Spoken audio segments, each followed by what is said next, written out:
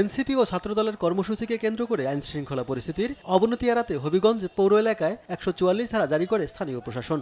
এই ১৪৪ ধারা জারির পরও মঙ্গলবারের হামলার প্রতিবাদে বুধবার হবিগঞ্জ শহরে বিক্ষোভ মিছিল ও সমাবেশে যোগ দিতে রওনা দেন এনসিপির কেন্দ্রীয় নেতারা। বিকেলে মৌলভীবাজার থেকে যাত্রা করে হবিগঞ্জ মৌলভীবাজার সীমান্ত সাতগাঁও এলাকায় পৌঁছালে পুলিশের বাধার মুখে পড়ে এনসিপির গাড়িবহর।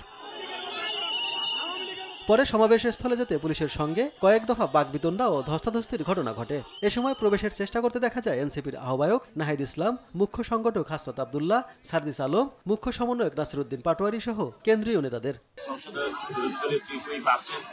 আরো দুজন এমপি আছেন, হাসনাত আব্দুল্লাহ,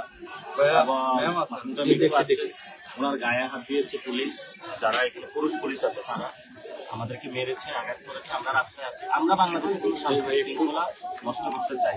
বাচ্চা ছেলের চোখ একটা অলরেডি নষ্টের পথে, ডাক্তার বলছে এটা দিয়ে কাজ হবে না, এটাকে আমরা হায়ার চিকিৎসার জন্য ঢাকায় পাঠিয়ে দিই। পুলিশের বাধা অতিক্রম করতে না পেরে সেখানেই অবস্থান নেন নেতারা।